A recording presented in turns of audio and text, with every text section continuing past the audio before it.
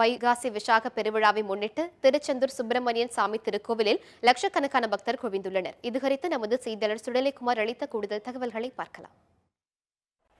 திருச்செந்தூர் அருள்மிகு சுப்பிரமணிய சாமி திருக்கோவிலில் ஆண்டுதோறும் கொண்டாடப்படும் முக்கிய திருவிழாக்களில் ஒன்றான வைகாசி விசாக திருவிழாவை முன்னிட்டு நெல்லை, தூத்துக்குடி, விருதுநகர், ராமநாதபுரம், மதுரை உள்ளிட்ட பல்வேறு பகுதிகளில் இருந்தும் பக்தர்கள் மாலை அணிந்து விரதம் இருந்து நேற்று மாலை முதலே கோவிலில் அலகு குத்தியும் காவடி ஏந்தியும் தற்பொழுது கோவிலுக்கு வருகை தந்து கொண்டிருக்கிறார். இப்பொழுது வரை மக்களின் கூட்டம் அதிகமாகவே காணப்படுகிறது. இந்த வைகாசி விசாக திருவிழாவை முன்னிட்டு அதிகாலை 1 மணிக்கே கோவில் நடை திறக்கப்பட்டு பல்வேறு சிறப்பு பூஜைகள் நடைபெற்று வருகிறது.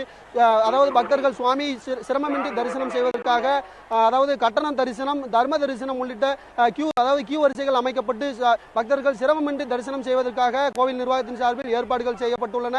மேலும் கடலில் புனித நீராடும் பக்தர்களின் பாதுகாப்பை கருதி தீயணைப்பு துறையினர் மற்றும் மீனவர்கள் கடலுக்குள் பாதுகாப்பு பணியில் ஈடுபட்டு வருகின்றனர். இது மட்டுமின்றி தூத்துக்குடிக்கு மாவட்ட காவல்துறை கண்காணிப்பாளர் அஸ்வின் கோஷ் தலைமையில் நூற்றுக்கணக்கான காவல்துறையினர் கோவில் கடற்கரை பகுதி, கோவில் சுற்றுவட்டார பகுதி மற்றும் பேருந்து நிலையம் பகுதி என உள்ளிட்ட அனைத்து பகுதியிலும் காவல்துறையினர் பாதுகாப்பு பணியில் ஈடுபட்டு வருகின்றனர். இது மட்டுமின்றி இந்த வைகாசி விசாக திருவிழாவை முன்னிட்டு தூத்துக்குடி மாவட்டத்திற்கு இன்று ஒரு நாள் உள்ளூர் விடுமுறையும் அறிவிக்கப்பட்டுள்ளது என்பது குறிப்பிடத்தக்கது.